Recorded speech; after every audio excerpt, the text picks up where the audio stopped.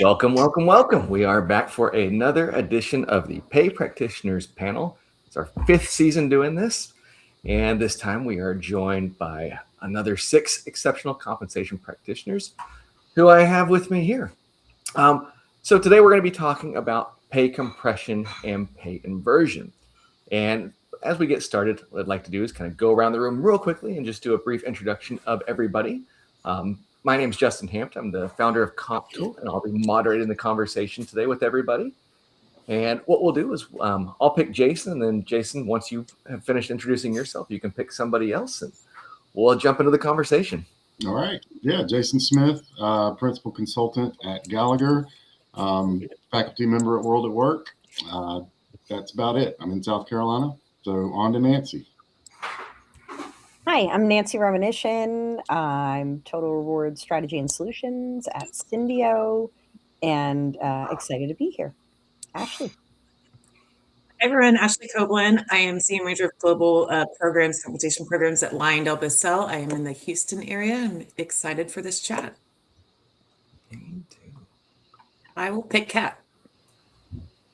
I am Kat Carlo, and I have served as a global total rewards leader for many years in many organizations, currently on a wonderful short-term sabbatical. And I'll turn it over to Catherine. Hi, everyone. Happy Friday. I am Catherine Gombos, founder and managing director of Gombos Group, and I am in the DC area doing my best to stay warm in this snowstorm. And last but not least, over to you, Jack. Hi everyone, I'm Jack, and I'm still working on my intro. But what I can tell you is that I've left corporate world a month ago, and I'm now focusing on fixing manual broken processes and enabling them with more AI. So that's where I'm going. That's exciting. Well, there's a lot of opportunity there, I think. Well, so again, thanks everybody for joining us today as we kind of jump into a topic that I think is. Are you guys hearing me okay? I just want to check in real quick. Looks like something I'm a little bit. We hear you. Okay, great. Well, as we jump into today's topic, it is about, it's an evergreen topic that I think plagues all compensation professionals, and that is pay compression. So are you guys seeing pay compression right now? Are you seeing it more in your organizations or those teams that you're supporting right now? Or has it gotten better magically over the last couple of months or years? Does everybody's jump over to Jason? Jason, are you seeing pay compression happening in the organizations you're supporting? I knew you were going to pick me first. You're right next to me. Yeah, I mean, again, like I wouldn't have clients if compression wasn't a thing, right? So that's typically one of the end results of one of our studies. And what we find is that like the data that you have, and really in order to avoid compression, you need to have an idea of what kind of experience all of your employees have. And so going off of hire date or job effective date is only so good. You really need to be measuring people based on their overall experience. But yeah, every client I've got has, compression issues, and we do a little current state assessment where I plug their census data in, and it shows me if anybody makes more than their boss. And surprisingly, like I had one client with 20 people that made more than their boss out of about 400 employees. So yeah, it's still a widespread problem, and it's only avoidable if you've got really good data on everybody's experience. Yeah. Yeah, I would say that I feel like compression and pay inversion, they're signals, but I also want to say like they're not always bad. Sometimes it really does reflect sort of the real shifts that are happening in the market. And I think it's important for, the analysis to really dig in on whether it's healthy market movement or we've got some structural misalignment, which, kind of brings me back to job architecture, but I'm going to do my best to say that less than 20 times today. I love that, Catherine. No, I agree, Jason. I like how, I back when I was consulting, doing those like position and range analyses, and then unpacking the why you saw what you saw, was also, really helpful. But I think, Catherine, you just hit on two things I was just thinking. Depends on the type of compression, right? And it depends on, for instance, like having some incumbents, very few, right? But certain incumbents in certain disciplines, it's probably okay that they're making more than their boss, depending on if it's a fast moving. I'm just thinking, yeah, for right. By and large, you're absolutely right. Like typically no, but like that's one of the things, right? We want to make sure. And then the other piece is the experience piece, and that's something that in pay equity analyses we've seen a ton of, because there's that expectation that experience should be a significant driver of pay, and it's in pockets. Really, what you find is it depends on the roles. There are some roles for which it's really important, but more and more I see sort of that acknowledgement that, maybe it's not the driver that we thought it was, and maybe there are some other things. And like you said, and I love how you said, Jason, yeah, is it time and role, is it time with company? Like that's often a debate too. What kind of experience are we talking about? Yeah, I think also thinking about the EU directive too, and how that might change things as far as maybe more skill-based pay or documenting different things that the company values for those roles. I had an internal conversation with my team the other day just about, like, let's just say accountants with their CPAs. If they do get their CPA during their job and it doesn't necessarily say that in their job description, do you increase their pay? Well, I think that those are the type of things that we have to start looking at to see what do we value at the company, and what can we look at. If you are a global company, how can we make that consistent to where that we have documentation down and there's reasons for those pay gaps? So I think that's going to become more into fruition as we go into 2026 with the directives and the pay transparency as well. Oh, 100%. Yeah, 100%. And to really piggyback on a point about, have we seen compression be an issue more often than not lately? I have seen a growth in compression issues resulting from the hiring frenzy around technology roles, right? Mm-hmm. So those individuals who were the hot skills, there was no salary structure that really was sustaining the hiring frenzy that took place for that particular discipline, has created a lot of noise in many organizations, not just tech-specific organizations, but any organization with a significant technology employee base, I believe, and my experience has been, has had some challenges. And I recognize that this is more situational compression, not systemic. And that's a whole other topic, right? How you pursue what you need to strategize and address based on your analysis. Is it systemic or is it situational? But I have seen that within the technology space, it's a pretty big systemic challenge for that discipline, where you're seeing a lot of individuals, exiting organizations because their cost is simply not sustainable anymore, as it used to be 5 years ago. I like where this conversation is going, because we're not treating pay compression as a disease. We're treating it, it does feel a bit like a disease when you look up your, employees' position in the band, and it's all over the place. But it's a symptom, right? Pay compression is really, driven by something else. And I read a post a few weeks ago about someone on LinkedIn stating that pay transparency causes compression. And for me, it's like, suddenly thought, does he have a point? But in my opinion, it's the fear. It's not really pay transparency that causes it. Otherwise, we would see a spike up in pay compression, in this few years. But it's the fear, really, the fear of transparency. If I put myself in a manager's shoes, it's the fear of transparency that causes managers to flatten pay to avoid conflict. I've been, discussing with hiring managers over and over again, where they wanted to bring everyone on the same page just because we're even then, right? I don't need to justify differences. Well, when managers know that their decisions will be public, they default to the safe averages rather than rewarding outliers. But if our pay decisions cannot survive scrutiny, it's not really a transparency problem. It's a leadership failure, right? Because whoever is making those decisions, it comes with being willing to defend them with objective criteria. So it's quite an interesting debate going on with, pay compressions and pay transparency, and some people thinking that pay transparency is driving pay compression, which I haven't heard before. That is interesting. I do believe it places leaders in a position to have to explain and be very transparent and thoughtful as to how they made the decisions, right? Pay transparency to me is really about individuals asking, just tell me why and how.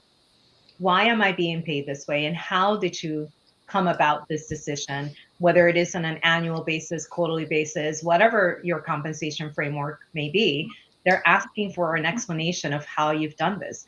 How have you differentiated, Catherine, who is a high performing, stellar individual versus, someone else that I know is just showing up for work and is still very critical to the business, but how are you differentiating those two individuals and managing talent in a way that builds trust? And we all know once you have trust, you have engaged employees. Yeah, And I'm curious. I mean, go ahead, Justin. go ahead. Well, And one of the things. Go ahead. Well, look, Kat, Jack, and your kind of back and forth conversation, just sort of the hiring frenzy kind of made me think of speed. And then, Jock, your important point, like sort of the leadership accountability and really organizations developing leaders to be able to make these sound decisions and communicate behind them. Right. I think that's probably the root of this mismatch is sort of speed, development of sort of comp managers, folks that are involved in pay decisions, and recognizing that when that compression is a real challenge, it can break trust and really just create issues in terms of employee and experience and organizational success. So those are just some of the thoughts that were rattling around my head as you two were chatting. Yeah, and like managers shouldn't be making pay decisions in a vacuum, right? They should be going according to whatever the guidelines that you've put out there. There should be workflows to make sure that HR is taking a look at all of that, because that's really your worst nightmare and biggest reason of compression is when managers are just making pay decisions without any input or approval from HR. So, context. Yeah, I love that, Jason. That was context. That's where I was thinking. It's how do we serve up the right context for people to make the right decisions, and then that way it could be one way to avoid at least unintended compression issues. Right. Yeah. Get our head up, right, and kind of looking further down on the planning horizon versus being really reactive and sort of quick to I need to hire, I need to reorg, we need to like let's pick our head up and involve the right stakeholders, have that thorough governance and process to make sure these things are considered. Yeah. Since the audience asked us to say things that will make us argue, I'm going to say something now. And this stems from experience, because we all been in a situation where the hiring manager falls in love with a candidate.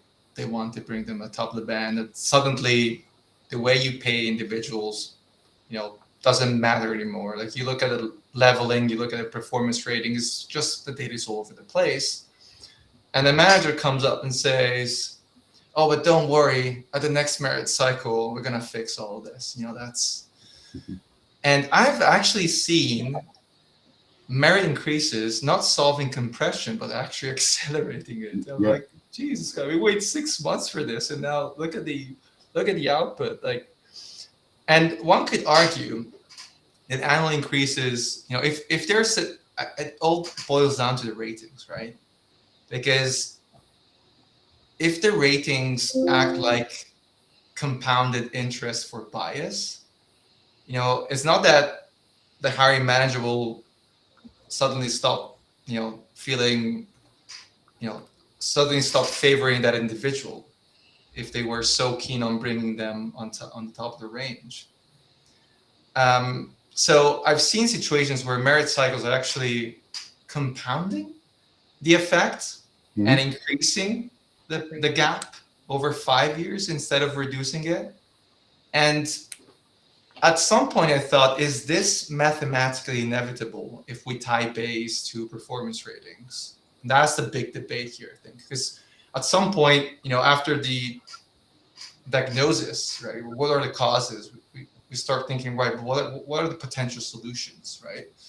We've got salary increases, we've got bonuses, we've got equity grants, we've got a few other solutions that we can work on. And I know there's a school of thought that says, well, just decouple them. If performance ratings are somewhat biased or you're not able to fix it, decouple salary increases from performance and rely on bonuses and stock to reward for performance. That way, over time, you start paying the market rate for the role, and separately, you reward performance through bonuses and stock options or issues, whatever.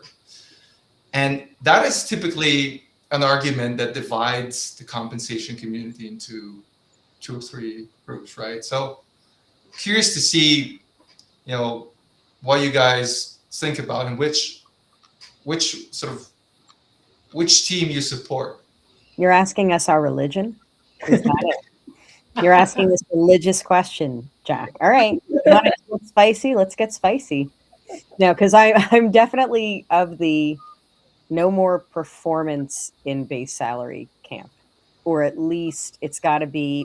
I got thumbs up. Well, I'm about to go on a merit tirade, but oh my gosh! Oh, you're really speaking my language. Yeah. I had suggested this little topic as Jack had requested, make us fight, and I said, how about these 2 topics? This is one of them. So Jason, I'm happy to hear that you're driving force to decouple this. But go ahead, Nancy. Right? Yeah. No. I mean, because I think there's before I left WTW, we had done a survey about what are the things philosophically, what are folks trying to put in base salary, and I think it was like 9 different things people were trying to do with base salary. And to your point, Jack, it's like enough already. Like there's only so many things you can do with base salary. You really do. And then it was, well, what are you doing with short-term incentive? And we're doing like 3 things. So it's, so that's, I think you're on point that it's very difficult to pay fairly and consistently and competitively and for location and for performance. Having done a lot of those assessments in the past, performance it almost always goes down. Now that's the counter to that is, well, you mean we don't pay for performance? Of course you pay for performance, but with base salary, you pay for a threshold of performance. You pay for competency. And then if you're going to reward specific time-boxed behaviors, that's going to go into something that is a short-term incentive, maybe a long-term incentive if it's broader strategic goals for the company. But I think it all goes back to what is the compensation vehicle? What are you using it for? What's it best used for? How can we, because of how we govern it? But Jason, I really want to hear the merit tirade. Well, no, I'm not going to get into the merit. I might hurt some feelings about performance management because I know that there's some staunch people that really enjoy and the performance management aspect of it. But I feel like just put everybody on an incentive plan. If you're in a hospital, put the housekeeping staff on an incentive plan. If you want to hit your goals, if you want to, increase your revenue and your profits and all of that, like give everybody some skin in the game. And, let base pay be base pay, be equitable with base pay, but let their performance drive some lump sum or whatever every year that they would really work for and make sure it's a meaningful thing, right? $200 a year isn't going to drive any performance. I feel like that every year when performance management cycles come up, everybody's like, they got to do it. I got to do this thing. It's not going to mean anything. What's it going to translate into for me? Why am I doing this 30-minute self-assessment on myself if it's not going to translate into an increase? And I'm not saying that's what Gallagher does. I'm just saying that overall, everywhere that I've worked, it just felt like performance management was a chore that people just wanted to check the box and get it over with. And then, like in healthcare, you're screwing up your equity and your compression with nurses, for example. Like a 5-year nurse, all your 5-year nurses should make the same exact amount. And that's why at the hospital system I worked at, we moved from a merit-based system to a market-based experience system. to where we did market adjustments every year based on how the range moved and where people's experience put them in the range. Now, granted, they didn't do like an incentive plan on top of that. But again, people were getting fairly regular increases because the market was moving every year. But it was ensuring internal equity for all jobs, not just nursing, but it's super important, and especially nursing. Like, we could have just done it to nursing to ensure that they're all equitable and that there's no compression in there. So yeah, that's my little mini tirade on performance management. And I hope that some people out there agree. It is a chore. It's just and I know it serves a purpose. For some reasons, you've got to document people's performance, especially your low performers that are hopefully you're managing out of the company. But again, the difference between a 3 and a 4, or the difference between a 4 and a 5. And one organization I was at, there was no such thing as a 5. Unless you could walk on water, then you could be a 5. But Yeah. What about There's design, though? I was just going to say, what, like, when you say every, so one of the things I get pushback on, like how we even have some folks that are in the chat talking about, like, they can't do variable comp programs. But I guess my thought would be, this is how I would think about it. I think what you do is you segment your population and you think about ways that you could reward them with different types of variable comp. So maybe you have, team-based variable comp for certain departments of an organization. For others, it's, based on certain KPIs and the performance, maybe the internal operations metrics there. And then for, like, say, revenue generating, that's easier to kind of measure. You sell as much of this, and like, have you all? What's been your experience, I guess, with doing that and sort of administering those different programs? Because to me, that would be one way to, like, when we say short-term incentive, we don't mean just the same thing for everybody. It Right. could be different designs. I just offer a pizza party. Like, that's all you need to do. Just, if your team does really well this year, we'll get everybody pizza, and there's your variable comp. Get 2 toppings though. Yeah, well, Nancy and Jason, you bring up a topic that I believe we can spend hours debating and designing and discussing different avenues to explore.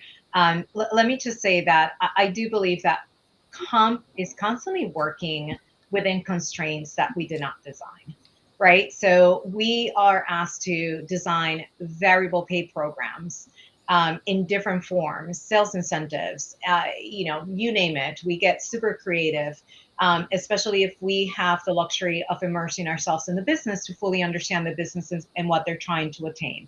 But not every business is able to really accurately measure those KPIs where people really trust that they're being recognized for what they themselves have individually contributed, whether successfully or not.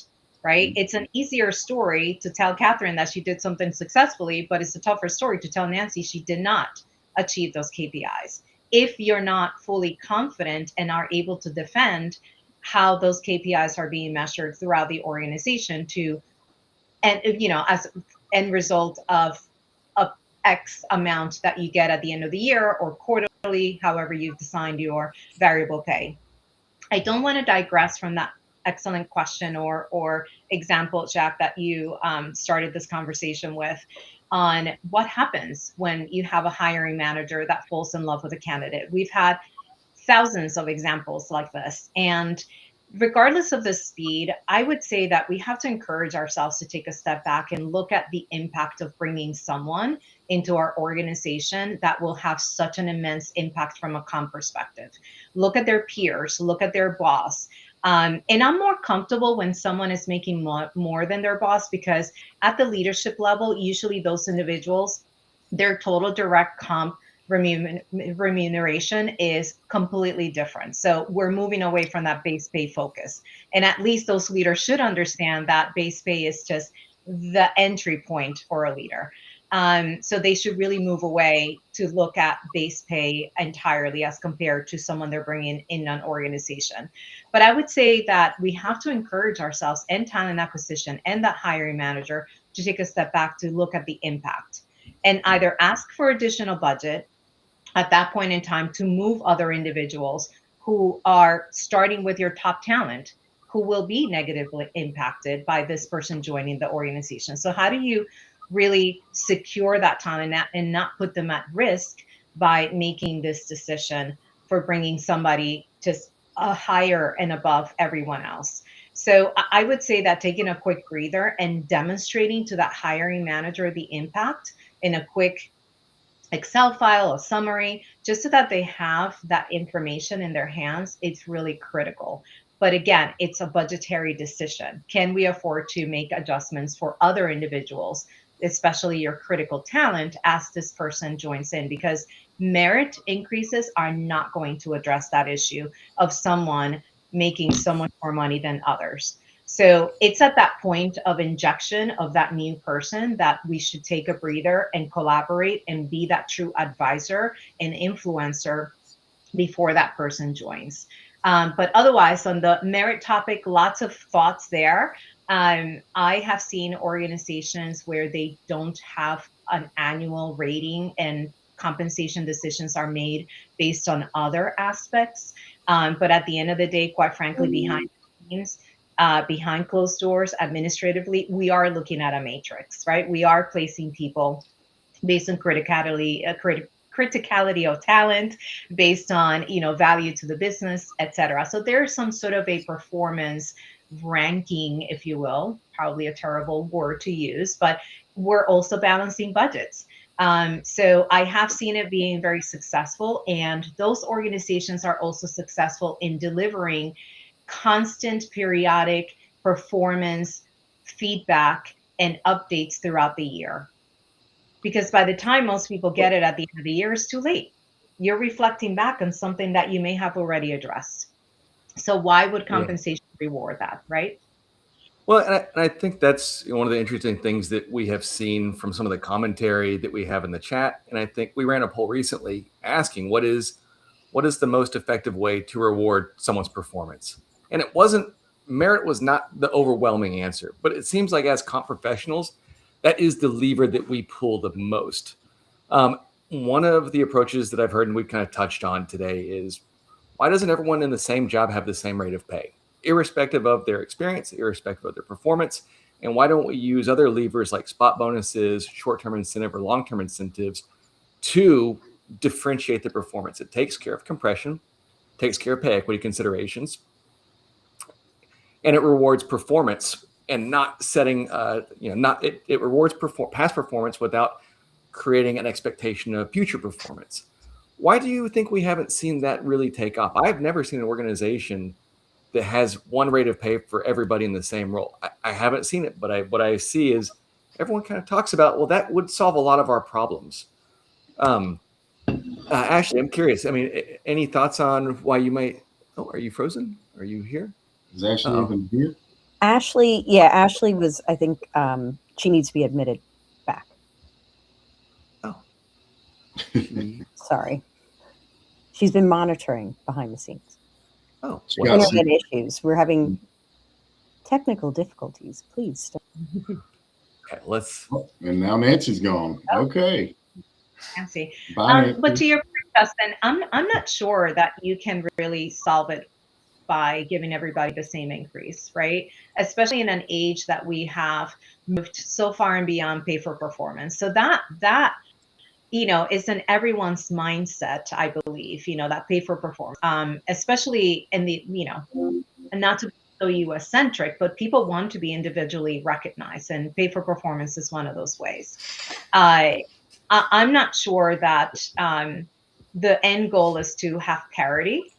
I believe that the end goal is to have clear, defensible compensation decisions and the right budgetary discipline to help in that process, right? Because you can come up with all the compensation designs, but if you don't have the proper performance management, proper KPIs that are sustainable by real results and measurable with accuracy, and you do not have the budgets, then the compensation tools are unfortunately, again, constrained those designs that we inherit and have to work within, right? And that's where we always say in compensation that half of it is science, half of it is art, because we're having to be very creative within those particular framework constraints. Yeah, but sometimes it's 100% art, and sometimes it's 100% science. So I mean, there's a bit of a gray area there. Yes, for the most part, 50-50 is what I've experienced. But yeah. This is the beauty of our domain. Like, there's no single right approach to do things, right? Mm-hmm. And probably, maybe to Justin's question, that's why we haven't seen the market-based salary approach taking off, where you get the same increase depending on the role you're doing, and that's it. Like, there are other companies out there following a complete different approach, willing to pay you much more because they don't follow the same logic. But what I tell myself over and over again, like, we cannot fix this. Like, we've got 100 different approaches to compensation out there. Mm-hmm. What really matters is not the outcome itself. Yeah, the outcome needs to be fair, but we as humans are a bit more complicated than that. It appears that humans care more about whether the process was fair and whether the outcome is fair, right? I've been in a situation where I was deliberately willing to accept a lower salary because I understood that I was moving on to a role that was more nuanced, more focused, and there was less effort required, right? And I think it's the same for many other humans. Employees will be willing to accept a lower outcome if they feel it is fair, and if they understand the formula you use to get to it. So they will reject a higher salary if the process feels like a black box. I've seen both sides of the coin. So and this is why transparency, by the way, is not just about publishing salary bands. It's about publishing the formula you use or the algorithm you use to determine pay increases. As long as that is clear and understandable to, let's say, most of employees, then I think you've done a great job. The outcome itself, will depend on other factors that are not in your control. I think, Kat, you mentioned about budgets, right? But as long as you're able to articulate your reasoning and you bring along the employees in the journey, I think that would be a satisfying outcome for me. Yeah, what I'm hearing is sort of this position that really strong compensation professionals have with sound or a good business acumen is sort of seeing how all of these things tie together, and how all the ways that you pull these levers impact the mix. So, kind of going back to performance management, right? When people feel that that's not fair because it's kind of this like, now I get a rating, but why, right? There's an opportunity for a comp professional to say, should it be about development instead of about reviews, right? Maybe we partner with our HR team to think about it that way and shift performance management. Or, kind of on the other side, like, okay, if we can't start up a variable plan because we're not comfortable moving performance there, or we've never done it before and therefore it can't be done, right? There's an opportunity to advise your finance team and say, sure, we can continue to put it in base salary, but then we're just continuing to increase our wage bill and performance isn't consistent year over year. Right? So there's like these opportunities that I'm hearing based on kind of what we're all saying that comp professionals have with strong business acumen to get into that part of the thinking at different levels of leadership and across departments. Wholeheartedly agree. And the beauty of this is that the data will speak for itself, right? Anything that you implement or collaborate with your CFO, your business leaders, et cetera, it's a little bit nerve-wracking when you're doing something brand new, but to continuously assess and understand and shift that approach to get you to the right ROI or the value add to the business, that's where the beauty is, right?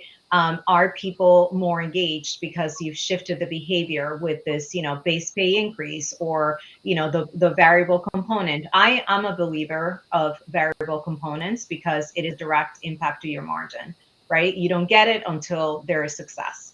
And that can come in many, many different flavors, right? It's not just a revenue piece. So that is a component to that. The data will tell you your success rates and then where you might be falling short and have the opportunity to revisit without everly increasing your fixed pay, to your excellent point, Catherine, right? Like moving away from that fixation of base pay, getting it right for sure, and having, a defendable explanation for why everyone is being paid the way they are, that you have to accomplish, and that's the right thing to do. But then all of the other aspects to manage compression through other creative means that are direct value adds to the business, that's where I believe more opportunity will be found. There's a couple of questions that are in the chat that I think center around some of what we've been talking through, and that is really, what are the solutions for some of this? So I know that we've talked through, do we get rid of merit? Do we just leverage up bonuses? But one of the questions that was earlier was, what about broadbanding? Does that help? In my opinion, that probably makes things worse, because you have much more there's a much wider range that you can pay within. I saw a question in the World at Work board recently where there was considerable compression happening from as a warehouse industry, where people that have been working as a box packer, a picker, a puller, were earning very little more after working for 5 years than folks that had just joined on. And my thought is that's not necessarily inappropriate, because there is not a lot of variation between a senior box packer and a junior box packer. Right. So I think a lot of what I've seen is it's dependent upon the type of role, but a lot of that's going to be determined by how much variation can there be by an incumbent in a specific role that would influence how wide that range should be and where those differences in pay should be. But I'm curious if anybody has a different take on the different kinds of structures that would help to aid and reduce compression issues. My initial thought is I feel like we sort of see this pendulum swing, broadband to tighter ranges and kind of back and forth. And yeah. I agree with you, Justin. My experience with broadbanding is it becomes a race to the top, and now we've got a higher wage bill. But, there are challenges when you have really narrow ranges too that, are worth addressing. That was just kind of my initial thought to the question. Welcome others.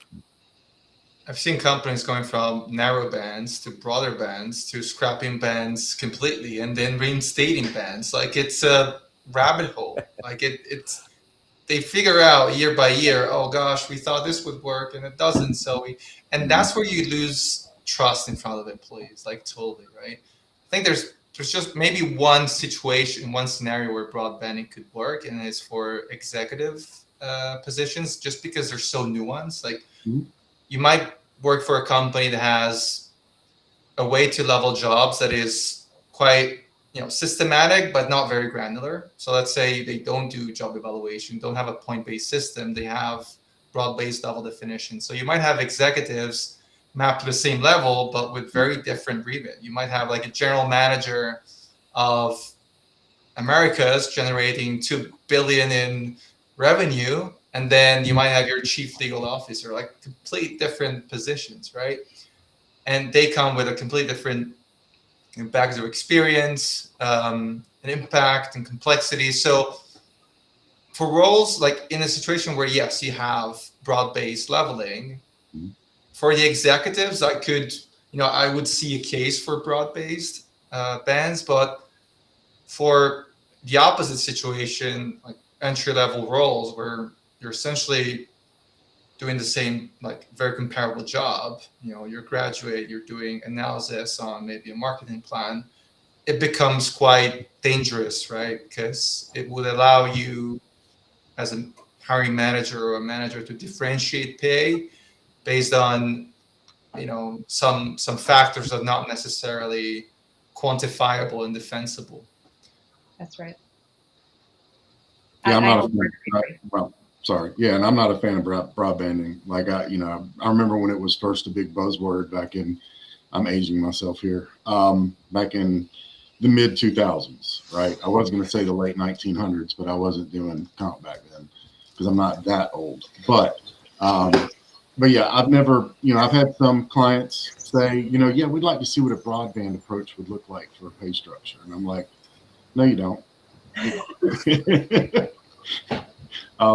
I just, again, you end up with a bunch of little ranges anyway within those bands, right? So, I mean, you're just doing a structure, but you're just flattening it out. And again, unless you've got a very, rigid, laddered job architecture with all these things, maybe that could work. But again, and some people are using the broadbanding to skirt around the pay transparency, right? To, you can just say that this range is from this to this.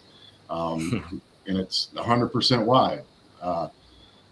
Yeah, just not a fan of broadbanding at all.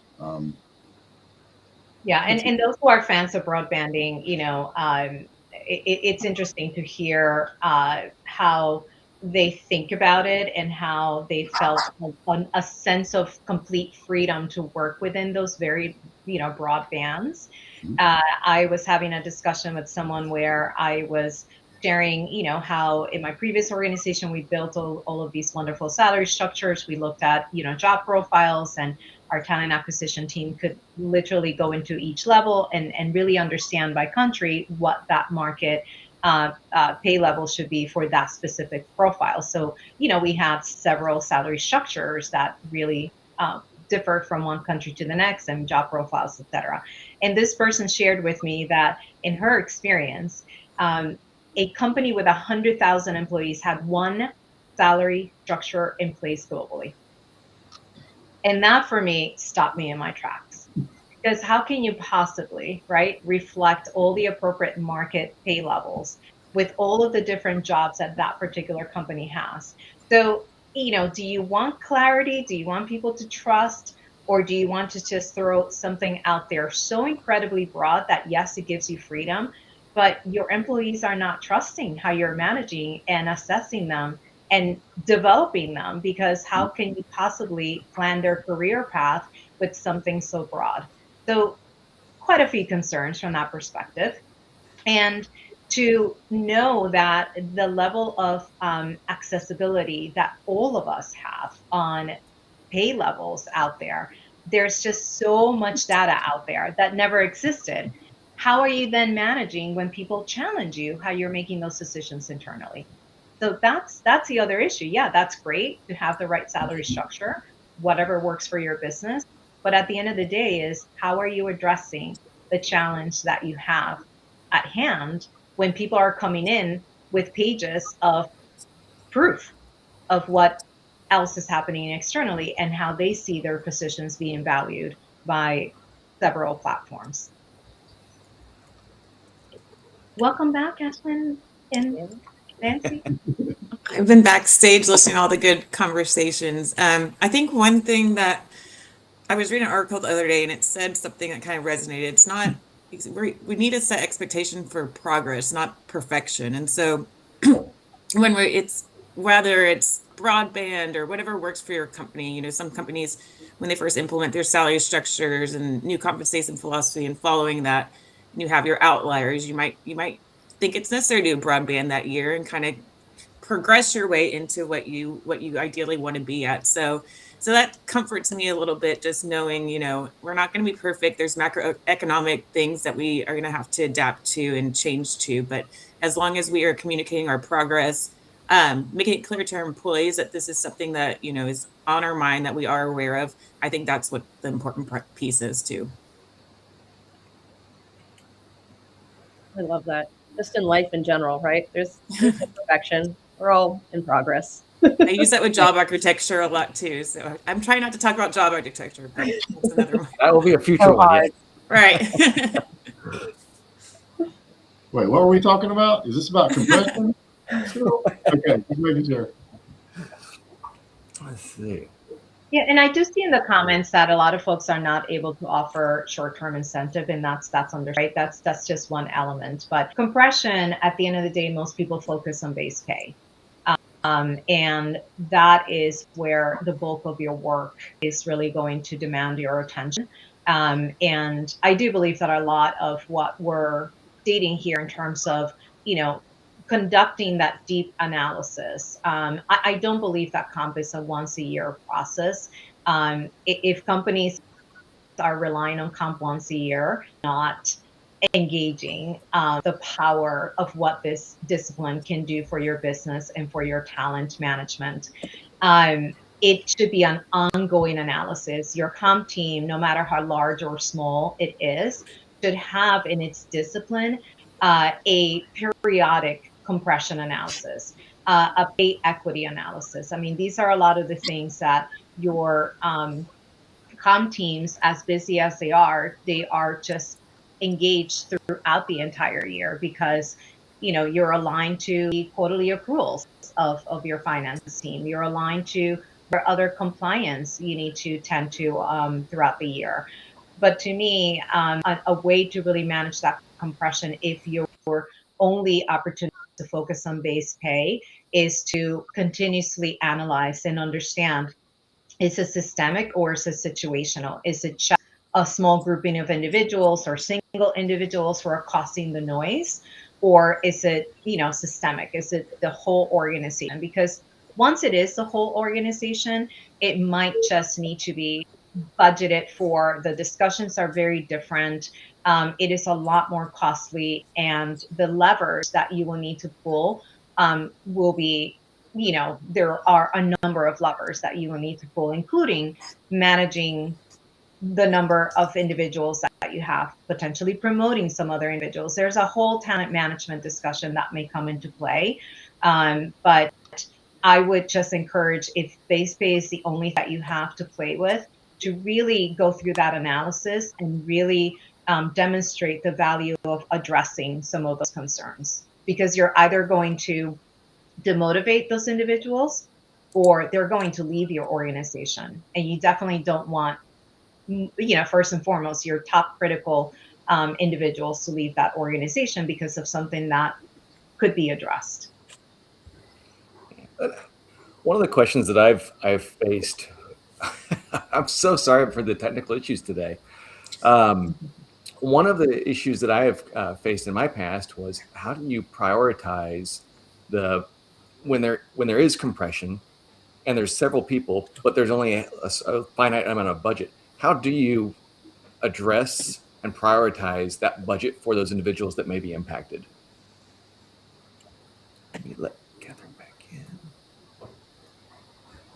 Well, I'm happy to start the discussion, but generally, in working in collaboration with business leaders and those who, have a say in how to address that budget, that finite budget that you're allowed, you can do it in waves, and you can do it over a particular time frame.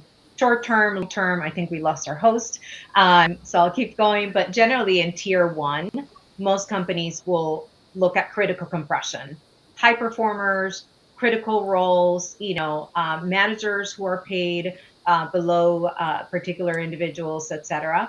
And then there's a tier two where you look at your solid performers and the rest of the organization. And with tier three becoming kind of like a watch list, right? Who are the other individuals that you want to catch up at some point in time that may not have all their skills developed? So think of it as what we most often think of many things that we do. What's the time frame, right? What's short-term need versus long-term? Is it a 1 year, 6 months, 4 years? What does that look like from a costing perspective? And then break out your population in terms of criticality and value to the business. I love that, Kat. I mean, you do a great job of socializing that with leadership. Like, I guess my immediate response was the prioritization. It's got to come from the top. So we can cost out what we want. We can lay out, and I love that idea of here's the information, but really teeing up. These are the trade-offs you're going to have to make. And so let's talk about those, because I feel like sometimes we focus so much on the math, and we're kind of like, we have our own, what we don't realize is we have our own principles and things that we're driving toward. And we really need, in order to make it happen, you have to engage with leadership to get that investment and to say, and really make the business case, like tell a story with the data of, this is why I think, like you just outlined, Kat, these areas are mission critical. We have most of the concentration of our higher performers or the talent that we can't afford to lose is here. So if I'm going to say if we have to make some trade-offs here, let's definitely prioritize this segment. Because this is, you laid out these business goals. The only way we're getting there is through these folks, not to diminish these other folks, but like this That's is really critical, right?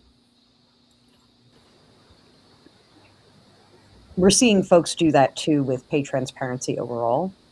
But like, again, being able to explain why we pay what we pay. And some of it is, we're seeing it too, just by legislative area. Hey, here's a bunch of folks, a lot of things are going to be visible to them. Let's make sure we have our story straight. And they're simply prioritizing across the globe. They're not, again, not diminishing these folks living over here, but these are the ones I'm worried about. And then what we'll do is we'll use them to learn, get the feedback, and then eventually roll it out to, everyone in our organization. And I think while you're doing that, it's also important to just revisit your hiring practices too, and look at, okay, so do we have looking at these offers, let's say above midpoint, do we have guidelines in place to not only just stop compression within the company, but eliminate it from keep going on? And so that's another thing that is important to see if you have those guardrails in place with your hiring team and systems. Okay. Governance. Yeah. Well, and one thing I learned kind of the hard way is never try to do any of this communication or change management on your own. Engage with your marketing partner or with your communications team, because we are not good at communicating, right? That's not our focus. Our focus is making sure people are paid right. And I have to correct some people who think I do payroll by my job title. I make sure people are paid right. Payroll makes sure people are paid. So either way, become BFFs with your communications team internally, because there's a lot that they can help you with as far as communicating that stuff. You should never try to do that unassisted. I agree. If you have the privilege of having a communications team in place that has the availability to help in that, if it's always absolutely ideal. But it's interesting. I do see the communication piece. Yes, drafting the reasons, the why, the how, the process. But that communication is, to me, should be owned by the leaders, by the person's manager, because ultimately they're the ones that are having these discussions, right? First and foremost, they're the ones to give us the information to keep the human aspect of ethics and to really understand how to properly segment the population. But secondly, ultimately, they're having these discussions. How does pay align to your performance? How do we move this? How do we shift this over time? So, as you well know me by now, I'm huge in terms of the topic of, enabling managers and really building that knowledge base so that not to expect them to become experts, but be comfortable and confident in speaking in terms of how compensation is determined, the whys, and what supports that level of analysis, so that they're able to hold those questions confidently with anyone in the organization. Right. Well, I'd add, like, they're accountable to it, right? HR comp, we don't hire, we don't reward people. Hiring managers do. Yeah. We're influencers. And I think, I mean, yeah, I know it's, not exactly like Instagram influencers, but but if only, I guess, Kat, is your, like, my snarky response was, if only there was technology that could help you with communications like that, right? Like that. But I mean, it's right. And that's, I think, the beauty of it. And I think that's one of the things that we need to think about is, I love how you said, Jason, it's about making sure we're bringing in, people to help us who are expert communicators. But then I think there's so much opportunity to think differently about the many ways that we scale those messages, like you said, Kat, so that people are internalizing them. They don't have to be experts either. They can, but let's make sure that they're making the language their own. And honestly, people are already doing this because they're already researching their own pay. So I That's think, right. the more we kind of, buy into that and realize, speaking of Instagram, because, you can go on there and if I need to know how to negotiate pay, there's any number of influencers who are going to tell me how. So I think it's, borrow a book from, or a page out of their book rather, and scale it.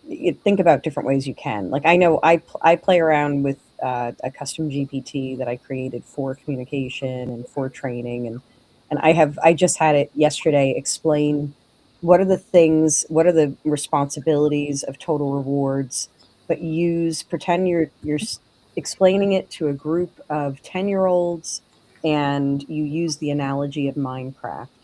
And so I just shared that with one of my colleagues. I don't play Minecraft, believe it or not.